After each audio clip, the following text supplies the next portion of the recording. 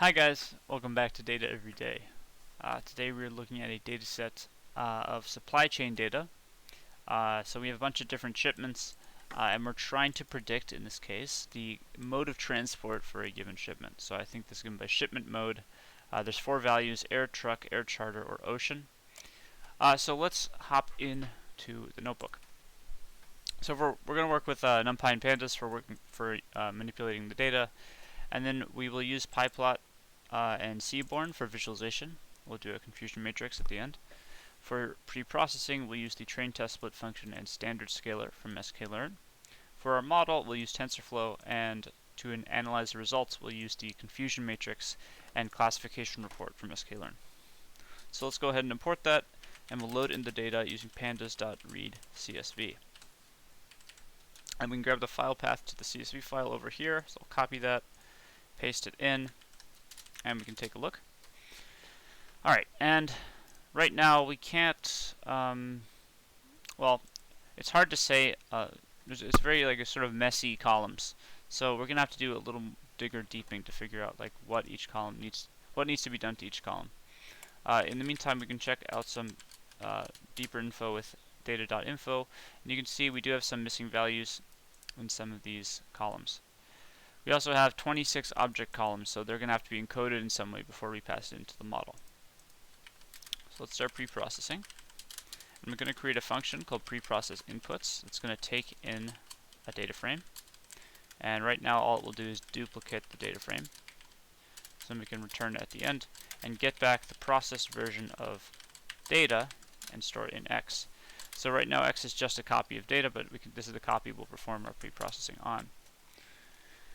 So I guess the first thing we could do is just drop this ID column, because I think every one of these is unique. It's a unique identifier for a given shipment, so it's not going to serve any purpose. So let's just drop ID column. And we can do this with df.drop, just pass an ID and dropping from axis 1, which is the column axis. Alright, next we should probably look at the missing values. So we can do this with x.isNA. That will give us a true or a false. True meaning there's a missing value in that location.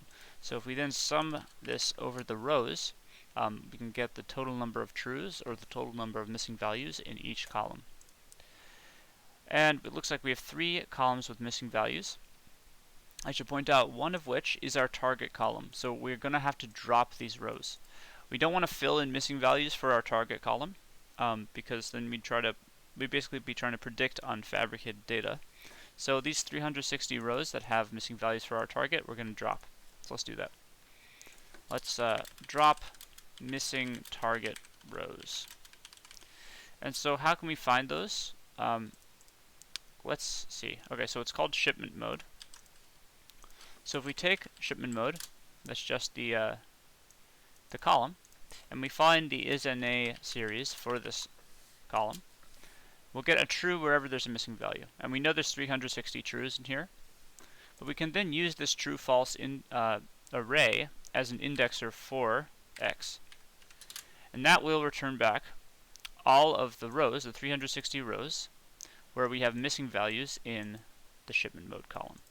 So these are the rows we need to drop, and we can get the indices for them with .index, and we can use these as the indices to drop. So in here, in our function, let's say missing target rows equals this, which is the indices. I just have to change x to df. And then we'll drop those missing target rows. So df.drop missing target rows from axis 0 this time, since we're dropping rows instead of columns. And after we drop rows, we should reset the index so that we get consecutive indices. And we'll include drop equals true, so that the old indices don't become a new column. Alright, so now if we look at this, we should have 0 missing values here. And yes, we can see we have 0 missing values. We also have 360 fewer rows than we started with. You can see. But that's okay. We'll use the remaining data for training. So after that, let's look at the other missing values. So there's 2 other columns with missing values. And before I go ahead and fill them in, I want to know what percentage of the column is missing. So we can do that by, instead of summing over the trues in the is in a matrix, we sum and then divide by the length, which is the same as taking the mean. And if we take the mean, we get the percentage of missing values in each column. So here it's about 17% missing, and down here is about 1.8% missing. So those are still relatively low percentages for missing values, so we should be fine filling them. Generally, if you have a column that has like 25% or more missing values, it's good to drop. But that threshold is whatever you like. Okay, so let's fill in missing values. Next thing to do for filling, we want to check what type of data are we dealing with the missing values. So we have dosage and we have line item insurance. So if we look up at those columns, where is dosage? Here it is. So dosage is given in milligrams by the looks of it. However, we can't fill this with the mean, and the reason is we have like multiple values in each in some of these columns. So it would be difficult to say how we'd want to take the mean if we did that. So most likely we're just going to fill the missing values with the most frequent occurrence. But we should also check if this is even worth it. We should check how many unique values do we have in this column. So let's look at the dosage column and type .unique. And that's actually a reasonable number. We can get the actual number with just taking the length of that. And there's 55 unique values, so that's fine. We'll just fill the missing values with whichever is most frequent. So we can do that by taking, we take the column dosage and setting it equal to itself with the fill_NA function called. Fill_NA allows you to fill the missing values with whatever you pass in, and we're going to pass in the mode of the column. So df sub dosage.mode, and mode will return a series in case there's multiple modes. So to get the first mode, we'll just do sub 0. And that should take care of the dosage column. If we look at the is_NA, I'll just look at the sums again. You can see we have no more missing values in the dosage column. Now we just have to deal with the line item insurance. And if we look at this, this is actually numeric. These are floats. So for this, it's fine to fill with the mean. We'll fill with the mean of the column. So we take this column, line item insurance, and set it equal to itself with the fill_NA function called. In this case, we're filling with the mean of the column. And mean will always return a number, so we don't have to worry.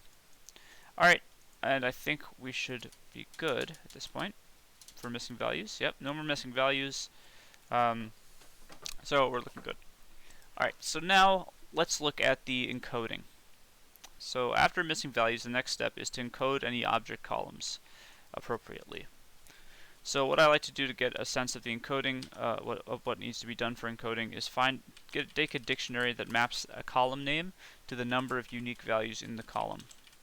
So we take the length of x sub column.unique, and that will we'll do this for every column in not all columns of x, but just the object columns. So we'll do x.select dtypes object.columns. And here we can see. So now we can see that the number of missing values in each column. Alright, so the first thing I noticed is there are some errors here. Some of these aren't really object columns. So the date columns, let's deal with them first. Let's look at this. The date columns actually are numeric data, sort of all squished into a single column. Because if you think about it, the month, or this is the day, the month, and the year, are all numeric variables that have just been put into the same column. So what we can do is just extract those and treat them as numeric variables. There's actually a great function from pandas that will do this for us easily, called toDateTime. If you pass in a string that looks like a date, it will convert it into a proper timestamp, and then you can use .year to get the year as an integer, .month to get the month as an integer, and .day to get the day as an integer. So we'll use this method to extract the features out. And we want to do this for every date column. However, you'll notice that some of these dates are not dates. There are some either missing values, date not captured, or the date wasn't available at the time. So we want to see how many values in the column are like this. Because if there's too many, it's the same as there being like way too many missing values. Then we'll drop the column. So how will we do this? Let's look at this. Let's use this. Let's make this called date features, and just make this into a list, just so that we can iterate through. So I'm just going to remove the ends of these.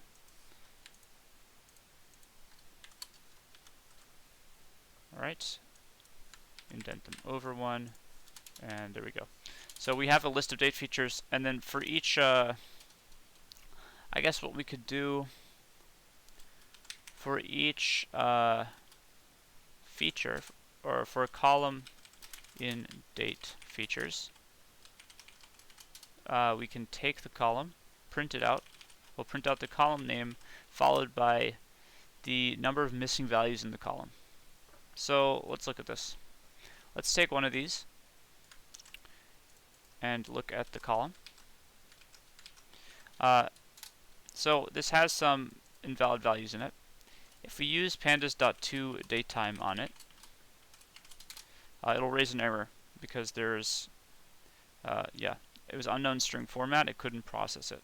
So there's actually an argument in here called errors. This by default is raised to raise an error. You can also set it to ignore. What that will do is set properly get the datetime values for all of the dates it can, and otherwise it'll just ignore the value. The last one, which is the one we want, is coerce, which will turn the invalid values into NATs, or not a time values. And what's nice about this is we can then get the isNA and take the sum to see the number of missing values. So in here, I want to print out the column followed by pandas.toDateTime of x subcolumn of the column with errors set to coerce, and then take the isNA, take the sum of that to get the number of missing values.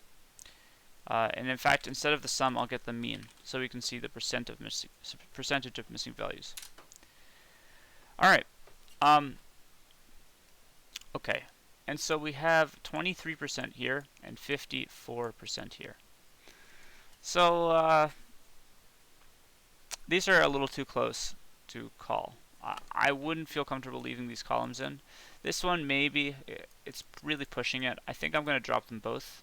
Because I'm not sure. There are a lot of missing values. We could probably impute these and be okay. The way we do that is just impute each year, month, and day column by the mean of the column. But I'm going to drop them. So let's just drop these two columns. We'll say up here, drop date columns with too many missing values. df equals df.drop. Pass in a list. And we're dropping from axis 1. Alright, so now we no longer have those columns to worry about. So our date features just remain with these, and you can see there's actually no missing values in these two. So we're ready to extract the features. Extract date features. So for each column in, let's now get these, I deleted these columns. So for each column in this list, let's first turn the column into a datetime column. So df subcolumn equals pandas.toDateTime of df subcolumn. And we don't have to specify the errors this time because we know there's no more missing values. And then once we've set it to a datetime column, we're going to extract the year, month, and day from the column. So we can do this by taking the column and applying a function. And we'll say for every x, so the input of the function is x, and for every x we'll return x.year. So here a given x is going to be one of these dates. However, it's going to be the date after it's been turned into a datetime object. So then we can just use .year to get back the year for any given x. And what we'll do is store the result of this column into a new column, which I'll name column plus year. like that. So it will have the original column name and then year following it. Now let's do the same thing for month and day. So here this will just be month, and at the end this will be x.month, and here this will be day, and at the end we'll have x.day. Alright, this should be good. Now all we have to do is drop the original column from which we created the dates. Okay, let's take a look.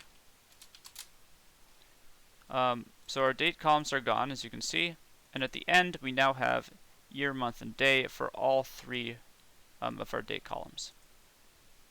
So it's looking good. Alright, what's next? Dates are taken care of. We now should look back at the object columns. So before we were seeing these dates in here. If we run this now, we should no longer see dates since they're not object columns. So as I'm looking through here, I'm also noticing at the end here we have two, these are sort of suspect columns. Because it says the unit and it's a high number, this could actually be numeric. So if we look over here in the at the end, which I think it's these two. No, which is it? Weight in kilograms and freight cost in USD. So these two right here. And we can see they are numeric values, but they have some improper values there. So what we should do, I guess, is see how many improper values we have. So let's take those two columns, and let's make a list out of it.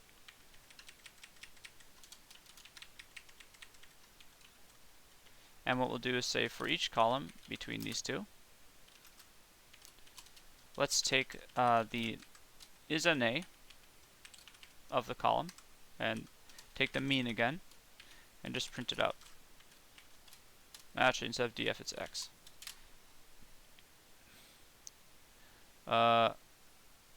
Right, okay, that doesn't work. What we should actually do, take the column, apply a function to it. For a given x, which will be one of these values, it could also be one of these, we'll say if, since x is a string, we say x dot is numeric. Actually, rather, if not, x dot is numeric. So if x is not a number, then we'll set x to numpy.nan, not a number. Otherwise, we'll keep x as the same as it is. So this is essentially encoding all non-numeric values as missing values. And once that has been done, we will then take the is_na and sum over that, so we can see the number of missing values. We want to print this out. Alright, and instead of the sum, let's actually take the mean. Alright, so we have 38% missing values in the first one and 96% in the second. So those are too high. Again, we're dealing with too many missing values. Let's drop them both, because there's no point in filling those in, especially the second one with 96%. It just wouldn't make sense. So let's drop numeric columns with too many missing values. So df equals df.drop, paste in the list, dropping from axis 1, and now we're left with 34 columns, and if we look at the object columns, those two should be gone from the bottom. Alright, so these are our remaining object columns, and now what I want to do is try to drop high cardinality columns. So high cardinality columns are columns with a lot of unique values, and the problem with them is encoding them can be difficult and can actually slow down the performance of your model substantially. So for example, this ASNDN number, if we look at this column, the standard way we encode categorical values is using a one-hot encoding by getting the dummies for the column. And what getDummies will do is send each unique value in the column to its own column, like this. So each unique value gets its own column, and I don't know if we can see even one of these, a 1 in a given location. There will be 1s in here. We see what was the original value. ASN 8. So if we look for ASN 8,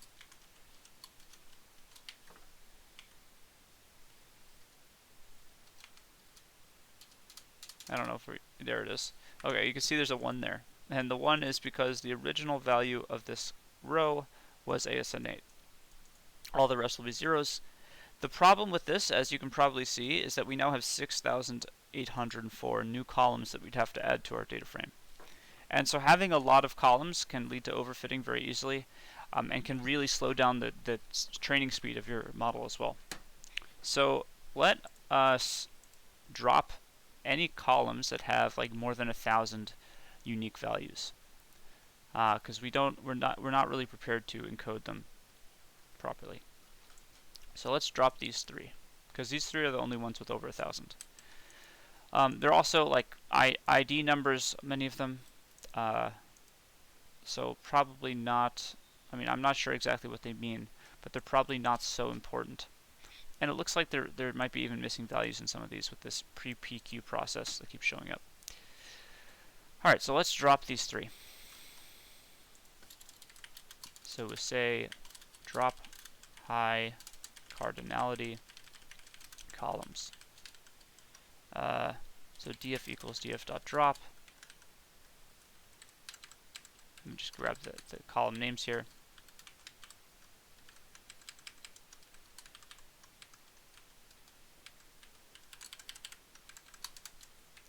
And we're dropping this from axis 1. Alright, 31 columns. Let's take a look at this. So we now have reasonable numbers of values for each column, for each categorical. And we just want to make sure before we encode these that they're all nominal features, which means there's no ordering between the values. So let's look at, let's do that by doing x.select dtypes object, and we can look at them, see what kind of values they have. So project code, country, managed by, I'm just looking for anything with orders between the values. So far I'm not seeing anything. Yeah, it's looking okay. So the last thing to do is look for binary features, which features with only 2 values, and it looks like we have 2 of those. These ones won't get one-hot encoded because, well, actually we can do it. There's a nice feature in the one-hot. No, actually, I'm not going to do it because the problem with one-hot encoding a 2-valued column, if we look at the column and get the dummies for it,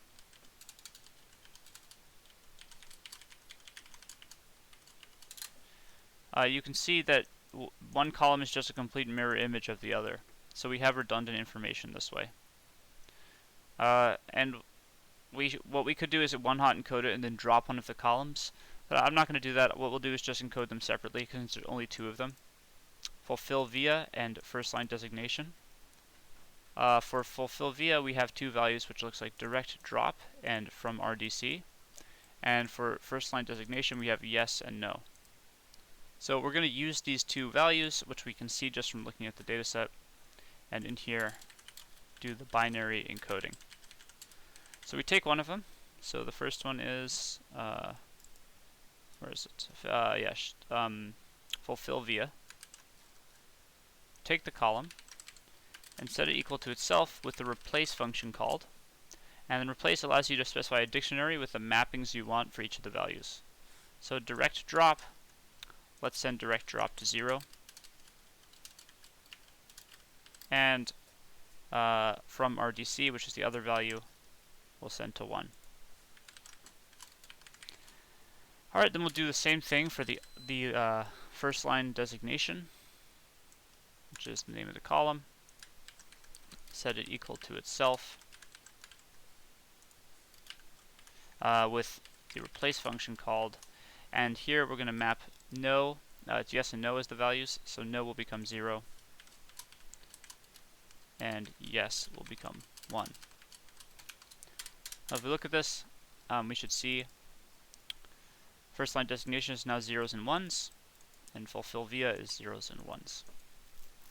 So now we're sure we can do the one-hot encoding for the remaining categorical values. So let's do the one-hot encoding. So we want to construct dummies. Let's do this for every column. For every column in df.select dtypes subobject dot columns. So we know all the remaining columns are nominal features, so it's fine to do this. However, there's one thing, which is the target column is actually an object column. So the shipment mode. This is what we're trying to predict, and we don't want to one-hot encode this. We want to keep it as a label column. So what we'll do over here is drop shipment mode from this list that we're iterating over. So for each column in all object columns except shipment mode, we will create the dummies with pandas.getDummies.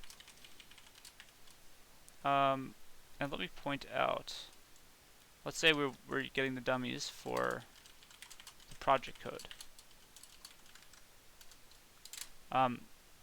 You can see each project code is given a new column. We can then specify a prefix, which let's call it code, and that would just put code at the beginning of each column name so that we know where these columns are originally coming from. So in here, when we create our dummies from df sub column, we'll give it a prefix, which will just be the column name. Then when we have our dummies, we're going to add it to the rest of the data frame. So df equals pandas.concat. We're concatenating the data frame and the dummies side by side, so axis 1. And when we're done, we can just drop the original column from which we created the dummies. That's it. So let's look at X. Oh, we got a problem. Oh, it should be select D types, not types. Alright, and here's the data. So it's fully numeric now. You can see we've all these one-hot columns at the end, and our original data is right here. So this is 772 columns, which is reasonable. It's not in the thousands like we wanted to try to avoid. And the shipment mode is the only thing that's not numeric, but that's what we're trying to predict. So now let's split the data frame into X and Y. Y is what we're trying to predict. So that's the shipment mode column. And X is all the rest of the data. So df.drop shipment mode from axis 1. Alright, then we'll do our train test split. So that will split the data into X train, X test, Y train, and Y test. And for this, we'll use the train test split function from sklearn. Pass in X and Y and the train size, which will be 70%. We'll shuffle the data before we split, so shuffle equals true, and include a random state so that we can reproduce the results of the shuffle and the split. Then we'll return these 4 sets of data instead of just df. Get them back over here, and let's take a look at X train. So we should have just dropped shipment mode from the data, and we should have only 70% of the original data. Okay, so last thing to do is scale the data. Actually, there's one more step, which is we should encode the labels. So if we look at Y train, it now currently has text labels, and we're using TensorFlow today, so we don't want text labels. We want integer labels. So what I'll do is create a label mapping, which will be a dictionary, and it's going to take the values of Y train. So let's get them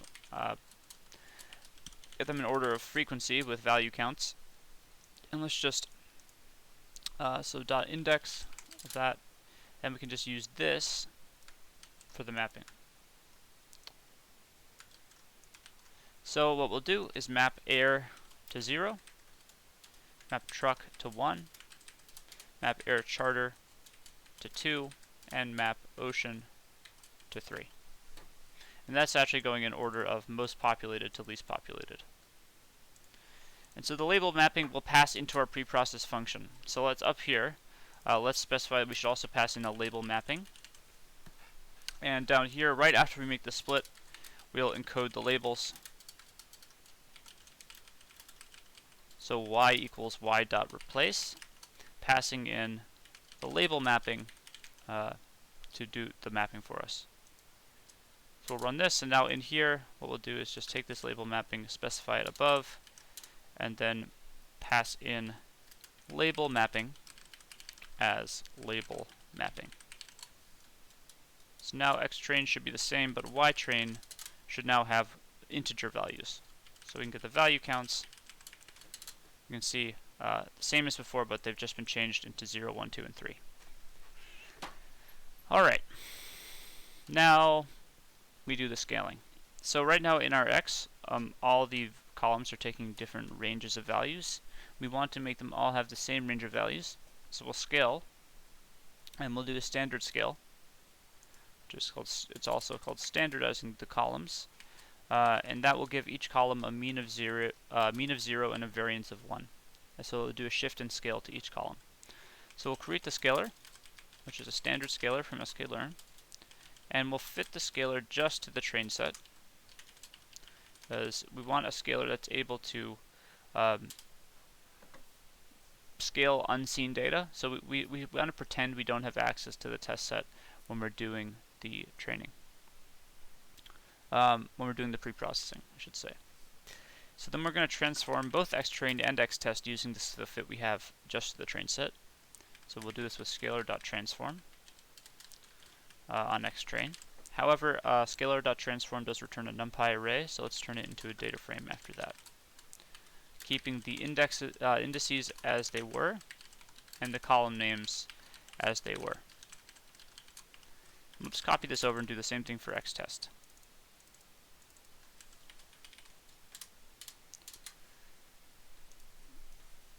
Alright, so xtrain's been scaled. You can see the values are all taking a similar range.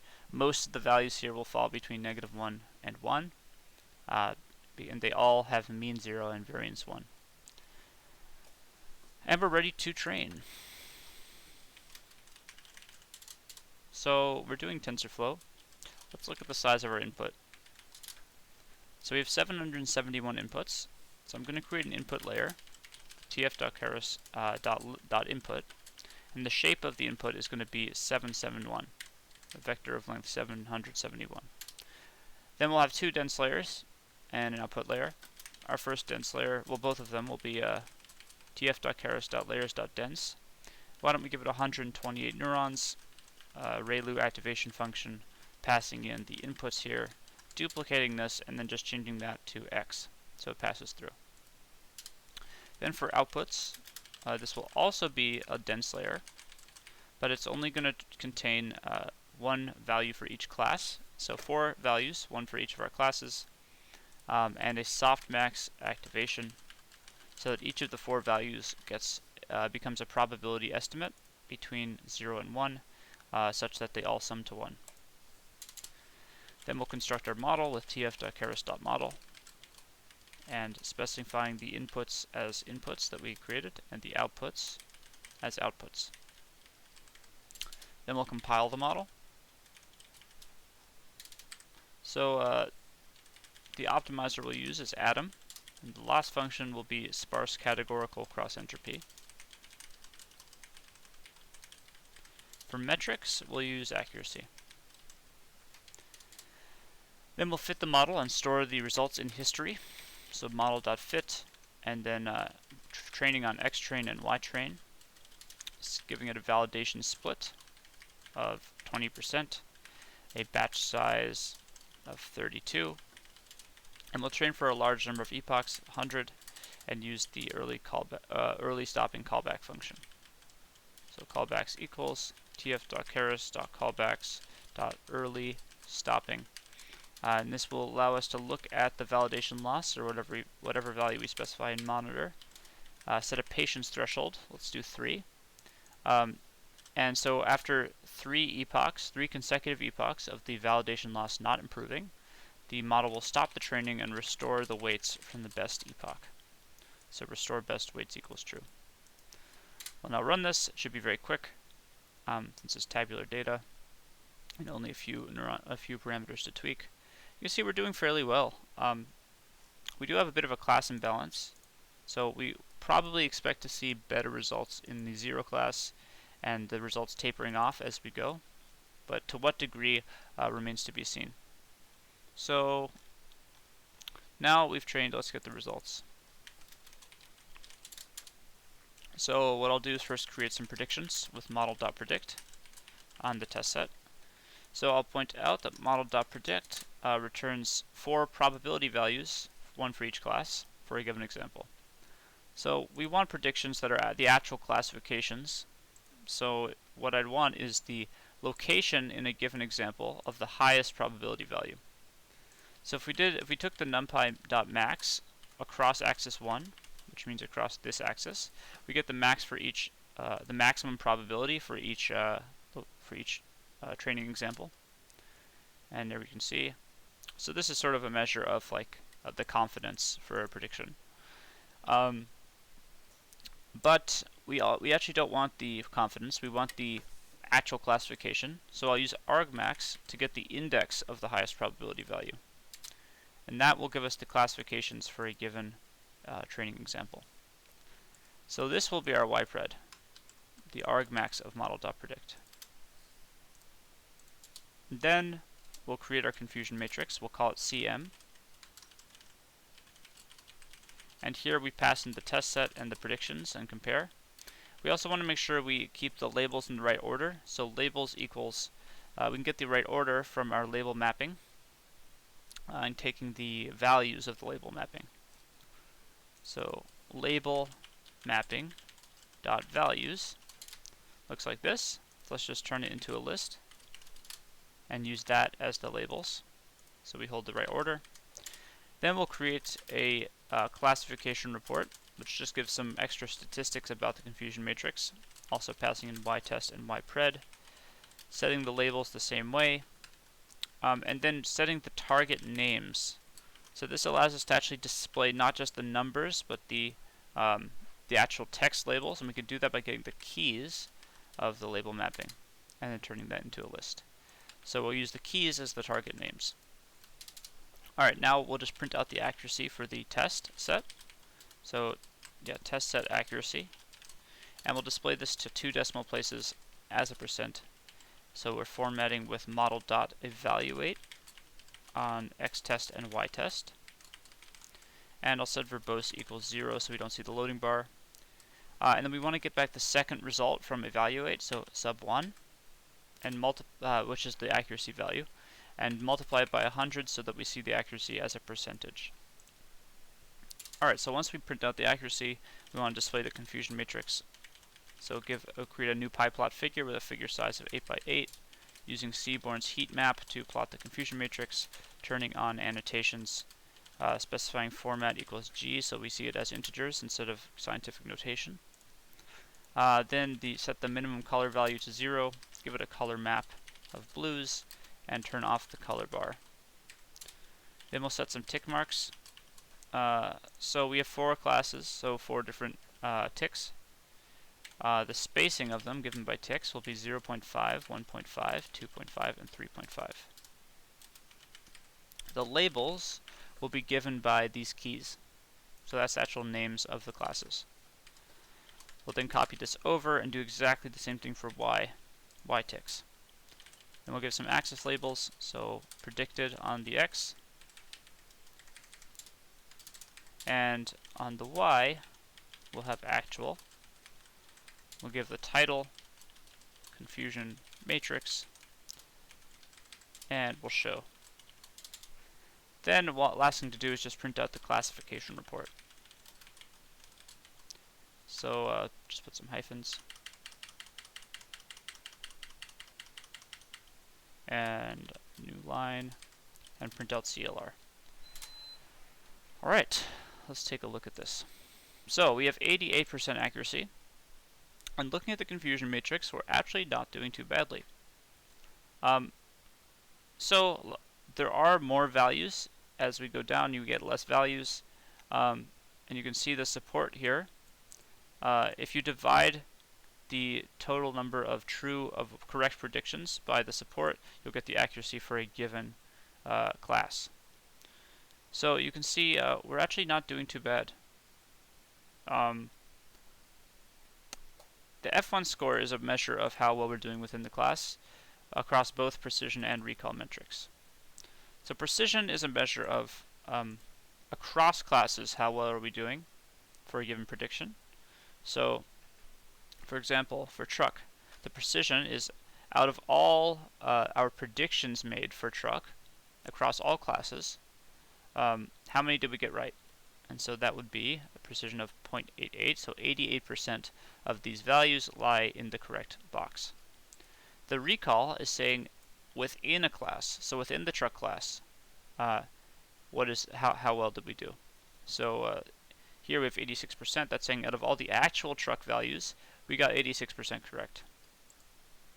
And you can see that the F1 score is actually a combination of the two. It looks like an average between the two. It's calculated by 2 times precision times recall over precision plus recall, which has the effect of being 1 when both precision and recall are 1, and being 0 when either precision or recall are 0. So it's sort of like an average between the two. And you can see we're not getting as bad results as we could. Like even in this small class with a small number of values, we only have 250 values in the train set. In the test set, we only have 113. But you can see we're still getting a decent score, our F1 score of 0.72 in that class. You can see within this ocean class, which is the minority class, most of our misclassified predictions are lying in the air class. So out of the actual oceans, we're classifying most of them as ocean, but also a few of them as air. And within our ocean predictions, we're misclassifying a bunch of airs as ocean. So maybe there's some confusion between the ocean and air shipments. But it could also be, especially this one, due to the larger number of air examples than ocean. The model is more used to seeing air than ocean, so it's more likely to classify oceans as air. In fact, it's more likely to classify every class as air. That's why we see high values in this column. Alright, and that will sum up today's video. So thank you so much for watching. I hope you enjoyed it. If you did, make sure to subscribe and hit the bell for more content, and leave any comments you have in the section below. I'll see you guys tomorrow. Have a fantastic day.